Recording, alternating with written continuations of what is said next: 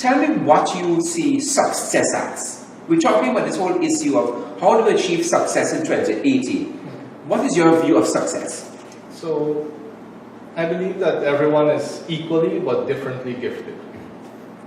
Sometimes we look up at the sky and we're asking God why, instead of looking inward and looking at the gifts that we were blessed with. So fortunately, I'm blessed with a good business mind, a very fast business mind, a very strategic mind. I thank God I pulled that lottery at 13 in the genes.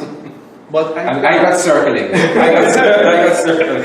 I can't run to save my life. I can't sing to save my life. I can't. There are many things that I cannot do well. Those are not my gifts.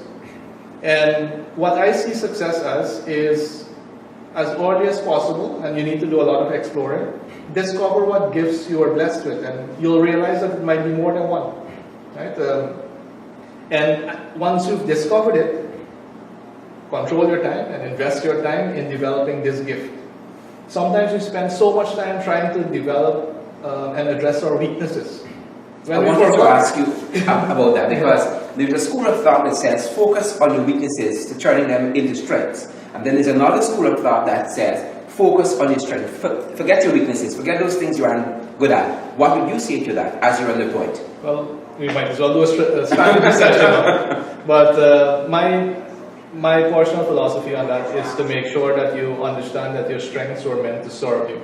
And if you don't put the right amount of attention on developing your strengths, you don't end up being the expert in that area. You don't end up having that ability that people can rely on you and say, if I need a circular, I know where to go.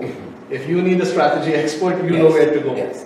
And there's a lot of things that I'm not good at. Where the weaknesses come in is that you do have to look at what your weaknesses are, and we do this once a year. Last Friday, we actually had our strategy session with our entire team, and we went through this. And so we did look at what our weaknesses are, but then we have to look at what are the threats that could possibly face us as individuals as well. Based on weaknesses? Based on the external environment. Good. So, and then we look, and then we match them up, right? We say, we know what our weaknesses are, we know what the threats are, and not every threat is a real threat.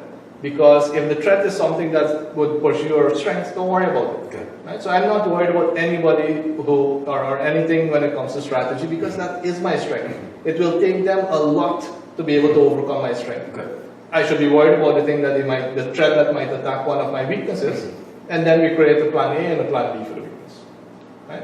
A plan A and a plan B for the weakness. If most of the time you don't need a plan B, and because it takes energy, right? It takes energy to do anything in life.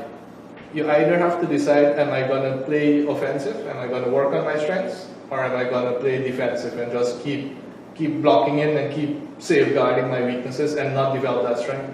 You'll live a very average life if you're busy guarding. I hear you. Right? A very average life. If you really want above average, if you really want success, develop what God gave you. Excellent.